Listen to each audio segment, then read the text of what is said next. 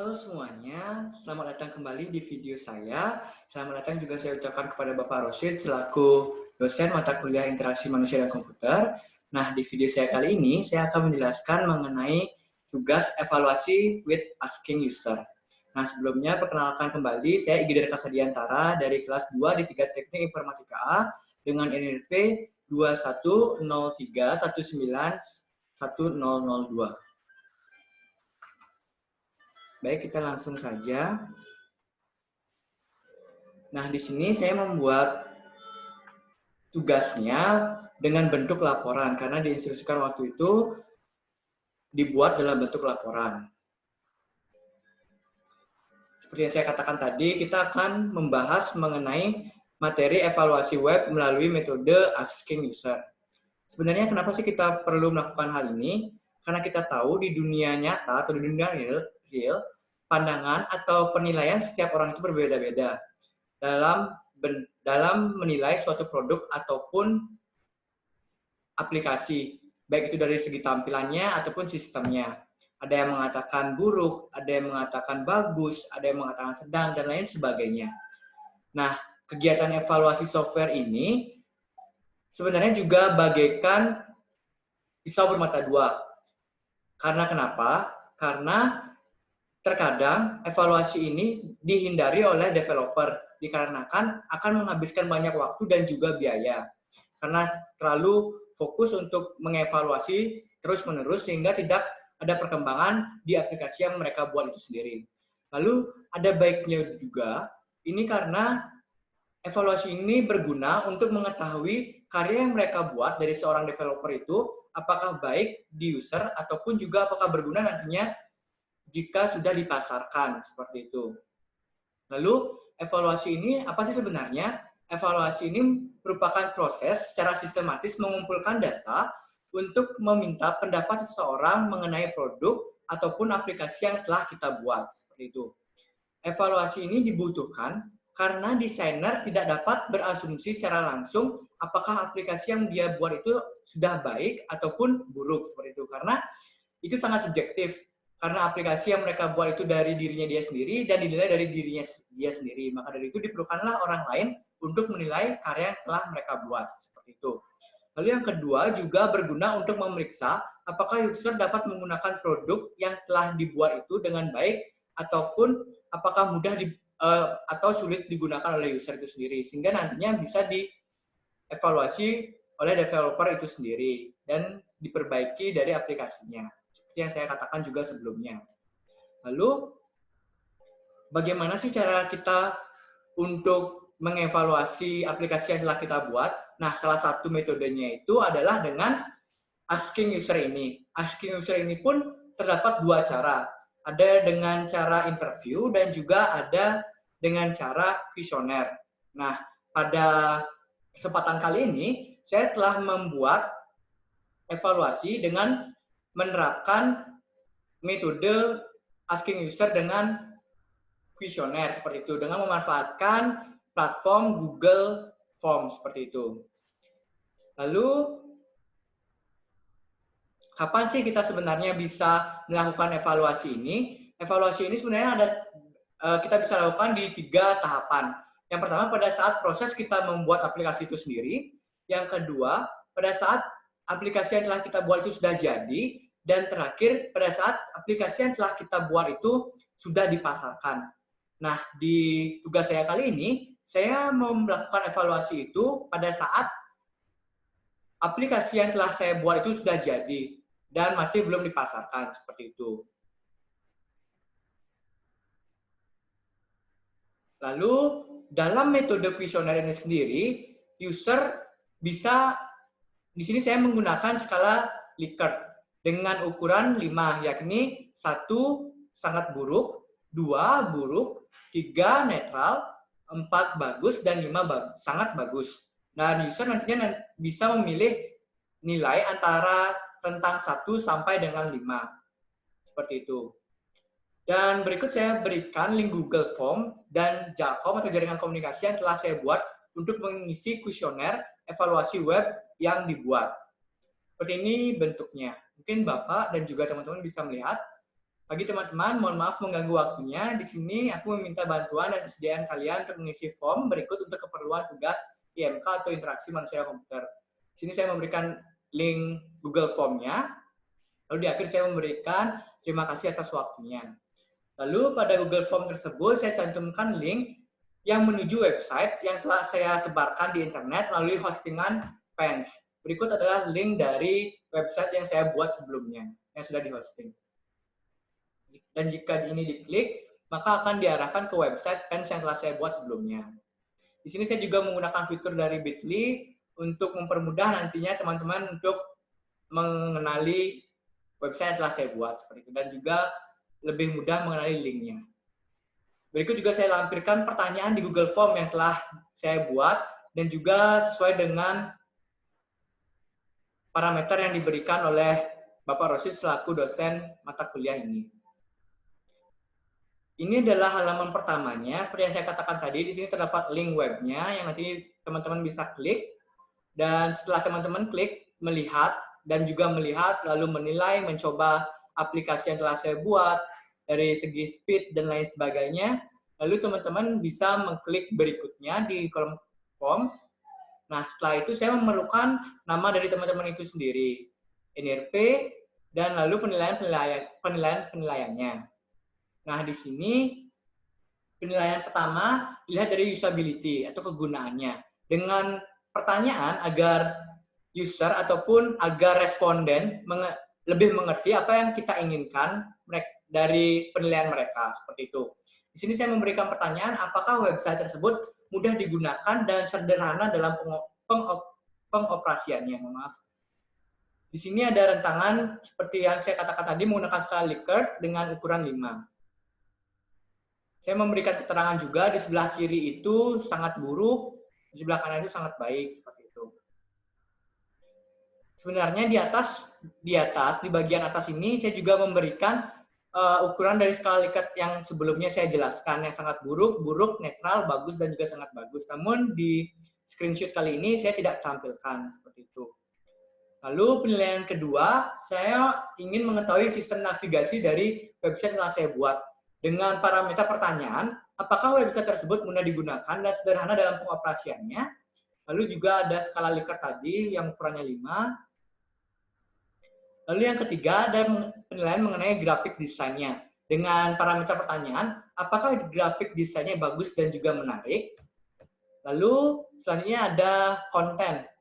Dengan parameter pertanyaan, apakah konten dari website tersebut bermanfaat, orisinil, valuable, memiliki struktur yang baik, dan bermanfaat. Seperti itu.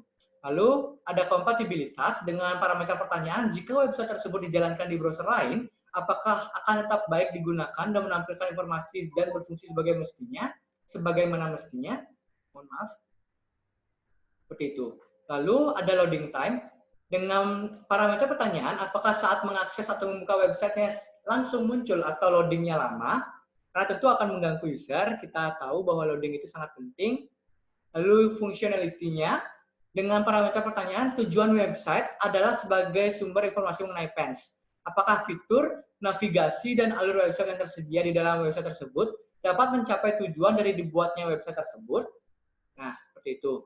Lalu setelah user selesai memberikan penilaiannya dengan skala Likert ini yang ukurannya 5, user bisa responden bisa mengirimkan penilaiannya itu melalui button kirim ini dan nantinya akan langsung masuk ke database Google Form saya. Nah, di sini saya juga memberikan sedikit gambaran web Pens yang saya buat sebelumnya dan juga yang sudah saya jelaskan di video saya sebelumnya. Lebih lengkapnya, teman-teman dan juga Bapak bisa mengklik link yang telah saya berikan di bagian sebelumnya. Nah, sebenarnya di database dari Google Form itu sendiri ada gambarannya sendiri dan bisa di-convert dalam bentuk yang namanya spreadsheet seperti ini. Di sini teman-teman sekelas sudah memberikan penilaiannya, dan saya juga sudah memberikan total dan juga rata-rata dari penilaian teman-teman dari ke-22 orang yang memberikan penilaiannya. Di sini dari usability sendiri mendapat total 99, sistem navigasi sendiri mendapat total 96, grafik desain mendapat total 100, konten mendapat total 100, kompatibilitas mendapat total 97, loading time mendapat total 95, lalu fungsionalitinya mendapat total 99. Dan jika keseluruhan total ini digabung, maka akan mendapatkan rata-rata 98, teman-teman. Jadi di sini juga saya membuat analisanya dari penilaian tersebut. Jadi respon yang masuk dari kuesioner yang telah dibuat adalah sebanyak 21 respon. Responden tersebut berasal dari teman-teman sekelas, yakni kelas 2 dan 3 ITA. Untuk rentang nilainya sama seperti yang saya sebutkan tadi, yakni 1 sampai 5, karena menggunakan skala Likert yang ukurannya 5. Di sini terdapat 7 poin penilaian yang diambil dari responden, yakni usability, sistem navigasi, graphic design, konten, kompatibilitas, loading time, dan functionality. Dari nilai yang masuk, nilai terendah yang diberikan oleh responden yang ini bernilai 3. Di sini ada di loading time-nya ada yang bernilai 3. Dan nilai tertingginya bernilai 5, sangat bagus. Dan rata-rata di setiap nilai ada yang nilainya 5, seperti itu. Jika kita analisis dari hasil tabel tersebut, dari poin-poin penilaian yang ada, maka dapat diurutkan dari poin yang memiliki nilai yang terbesar ke yang kekecil.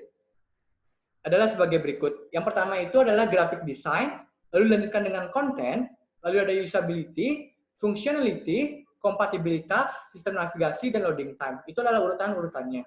Dan yang paling tinggi itu dilihat dari graphic design-nya yang paling tinggi, dan juga kontennya nilainya sama. Dan yang nilai terendah ada di loading time dan juga sistem navigasinya. Seperti itu. Lalu untuk rata-rata keseluruhan tersebut mendapatkan nilai 98. Jika dihitung nilai sempurnanya, yakni dari 21 responden dikali 5, nilai maksimum, maka hasilnya adalah 105. Lalu jika saya presentasekan hasilnya, maka akan dipresentasekan didapat nilai 98/105 dikali 100%, yakni 93,33%. Itulah persentase yang didapatkan. Seperti itu. Ini dihitung dari nilai yang saya dapat, rata-ratanya 98 ini, lalu total dari keseluruhan jika nilai sempurna, seperti itu, dari 21 responden yang memberikan nilai dikali 5, seperti itu.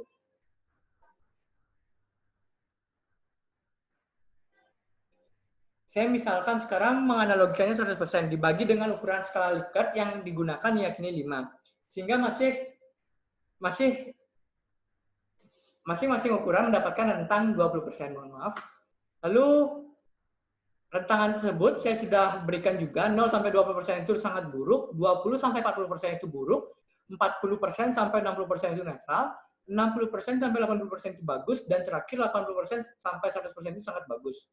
Dari analogi di atas, maka dapat kita simpulkan website yang telah saya buat tergolong sangat bagus karena nilainya 98%. Namun karena hasilnya 93%, mohon maaf, artinya itu masih bisa kita tingkatkan lagi untuk bisa mencapai hasil yang maksimal. Ini karena belum cukup kita mengevaluasi web yang telah kita buat dengan satu metode saja. Dan dengan sampel teman-teman dekat kita saja, karena teman-teman kelas. Diperlukan lebih banyak lagi pandangan, sehingga website atau produk yang kita hasilkan nanti bisa bermanfaat dan juga disukai oleh user. Pada bagian akhir ini, saya ingin menjelaskan kemungkinan mengapa poin-poin tersebut mendapatkan skor sedemikian rupa. Dari grafik design, dan juga konten, mendapat nilai 100. Ini dikarenakan website yang saya buat sudah saya atur sedemikian rupa dari peletakan button, pemilihan warna, dan yang sesuai dengan tema page, pemilihan gambar, dan sebagainya. Sehingga user sadar kalau dia sedang mengunjungi website page itu sendiri. Lalu, untuk kebermanfaatan dari website ini juga terbilang baik karena dapat digunakan oleh mahasiswa page untuk mengetahui informasi terbaru seputar perkuliahan. Informasi yang disampaikan pun tersusun dengan struktur. Itu. Selanjutnya functionality dan usability-nya menurut saya sendiri sudah baik, juga dikarenakan alur dari penggunaan web dapat membantu user untuk mencapai tujuannya memasuki website ini. Lalu untuk kemudahan dalam penggunaannya juga dapat dikatakan mudah karena sudah menyesuaikan dengan website pada umumnya sehingga user tidak kesulitan untuk mengetahui fitur-fitur yang ada. Kompatibilitasnya pun masih dapat dikatakan menyesuaikan dengan web yang digunakan karena sudah saya tes di Microsoft Edge dan juga Chrome, tampilannya sama saja dan tidak ada pengaruhnya. Sistem navigasi mungkin sedikit kurang dikarenakan tampilan awal navigasinya masih agak sulit dilihat, namun setelah di-scroll sudah bisa jelas dilihat. Seperti ini. Lalu, untuk waktu loading yang lama, ini mungkin dikarenakan banyak file yang dibutuhkan untuk bisa menjalankan website ini, dan kemungkinan juga dari resolusi gambar yang cukup tinggi, sehingga saat dibuka website sedikit lama loading time-nya di awal. Seperti itu. Sekian dari saya, semoga evaluasi ini bermanfaat dan bisa saya jadikan pembelajaran ke depannya agar bisa membuat website yang lebih bermanfaat, lebih menarik, dan disukai juga oleh banyak orang. Seperti itu.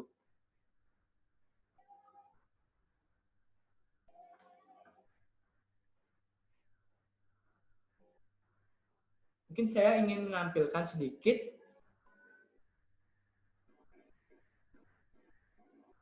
hasil dari Google Form yang telah saya buat sebelumnya dalam bentuk database-nya. Tunggu sebentar.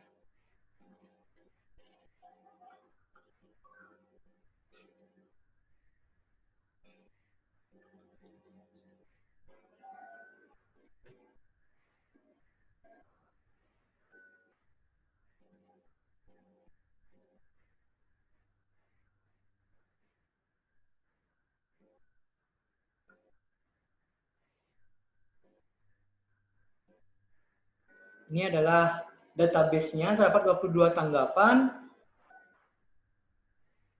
Usability-nya dengan, jika dilihat dari grafik batang seperti ini, sistem navigasinya, graphic design, konten, kompatibilitas, loading time.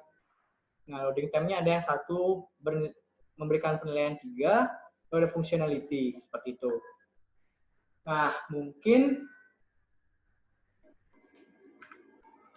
terima kasih kepada teman-teman dan juga Bapak Rosid telah menonton video saya kali ini. Mohon maaf jika sebelumnya di video saya ada kekurangan ataupun kesalahan kata yang saya lakukan. Saya mohon maaf sebesar-besarnya dan semoga teman-teman dan juga Bapak, keluarga selalu sehat di keadaan pandemi seperti ini. Saya Raka Sadiantara, mohon undur diri dan sampai jumpa di video saya yang berikutnya. Terima kasih.